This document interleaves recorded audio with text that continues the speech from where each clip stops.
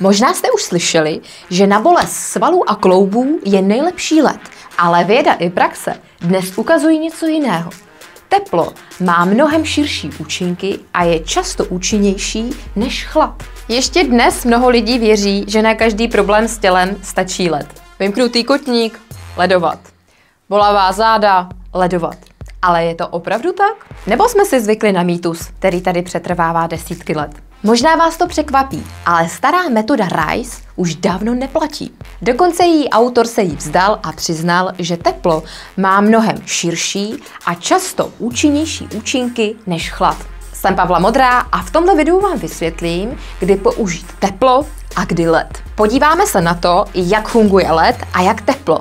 A nakonec si ukážeme několik praktických příkladů, podle kterých snadno poznáte, jestli bolavá záda nebo loket chladit, nebo raději zahřát. V roce 1978 vyšla kniha lékaře Gabea Mirkina The Sports Medicine Book. Ta zaznamenala milník ve sportovní medicíně. Mirkin zde popsal pravidlo pro léčbu akutních sportovních zranění měkkých tkání známou jako metodu RICE. Rest, klid, ice, led, compression, stlačení, elevation, vyvýšení. Dá si třeba nohu nahoru. Kniha odstartovala boom v používání ledu. Metoda se dostala i do učebnic a zakořenila na několik desetiletí. V roce 2013 ale Gary Rayner metodu zpochybnil. Cituje řadu studií a tvrdí, že jde o jeden z největších omylů moderní medicíny.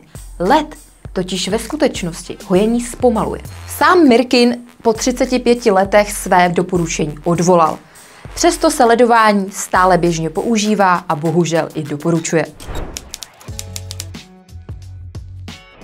Ledování mělo původně zmírnit zánět, s ním i otok, i bolest. Jenže dnes už víme, že zánět je žádoucí reakce našeho imunitního systému a k hojení je nezbytný. Otok chrání poškozenou tkáň.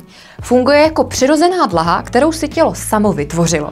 Omezuje pohyb a dává tělu prostor se zregenerovat. Led sice mírní bolest, ale zároveň zastavuje zánět. Zánět je přitom první fáze léčby. Umožňuje druhou fázi, kde se vytváří nové buňky, a pak i třetí fázi, kde se tkáň přizpůsobuje a sílí. Ledováním tento proces přerušíte nebo zpomalíte.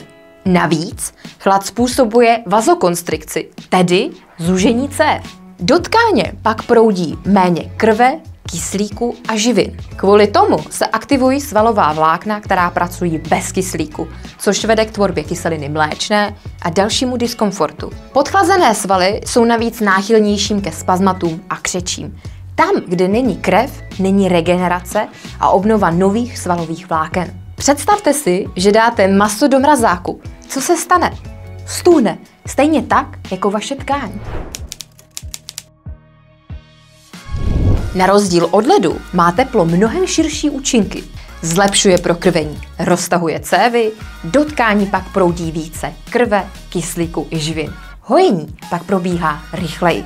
Odplavuje odpadní látky, třeba kyselinu mléčnou, která způsobuje pálení a bolest svalů. Uvolňuje svaly i fascie, mizí křeče, spasmus i pocit stuhlosti. Mění vnímání bolesti. Teplo aktivuje receptory, jejichž signály v mozku překrývají bolest. A my pak cítíme úlevu.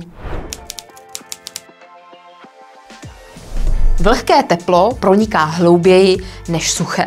Typicky teplý obklad, sprcha, koupel je účinnější než suchá elektrická dečka. Epsonská sůl v koupeli. Teplá voda se solí je neskutečný zázrak. Nejenže zahřívá, ale také zásobuje svaly minerálními látkami, které napomáhají jejich uvolnění. Gelové polštářky, termofor, rašelinový termofor.